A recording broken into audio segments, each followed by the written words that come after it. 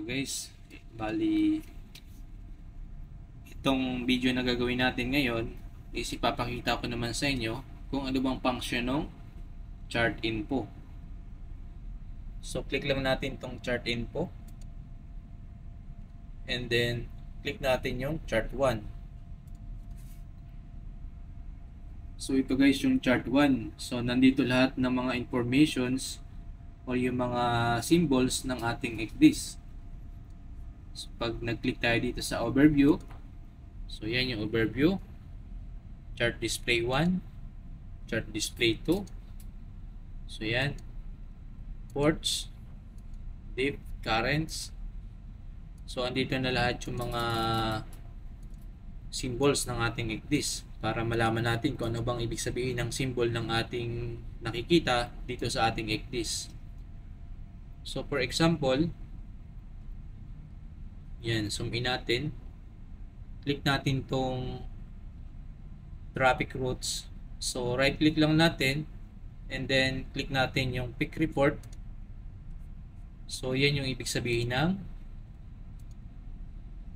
symbol na yan.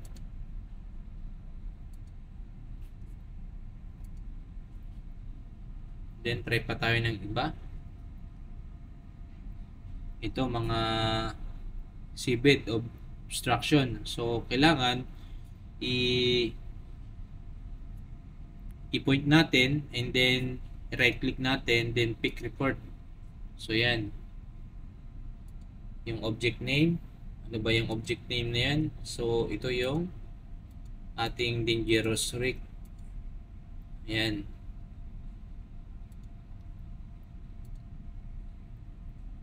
And then ito naman yung mga nasa baba, yung top marks, yung ating mga buoy o yung mga buoy na nakikita natin.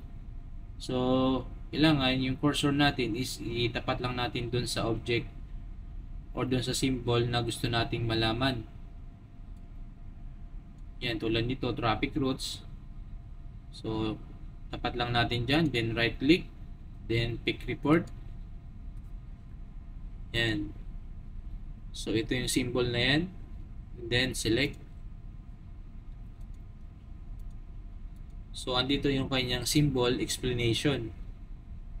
So recommended traffic direction between parts of two traffic separation scheme for the or for ships not needing a deep water route.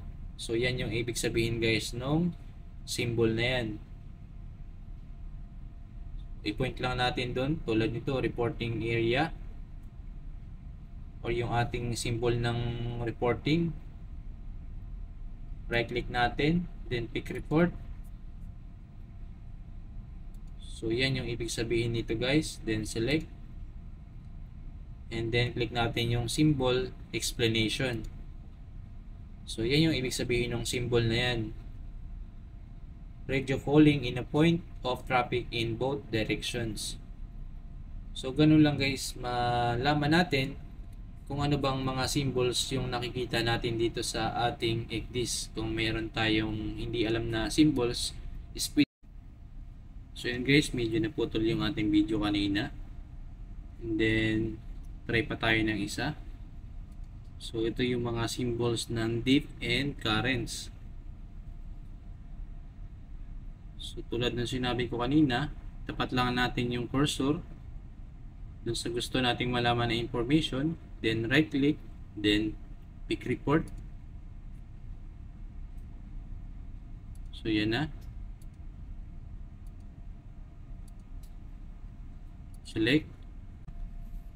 And then makikita na natin dito yung symbol explanation. Makikita na natin yung description dito sa baba. So ito yung accuracy niya. And then may isa pa tayong way kung paano natin malalaman kung anong symbol ba or anong category ng ating mga symbols dito sa XDIS. So for example,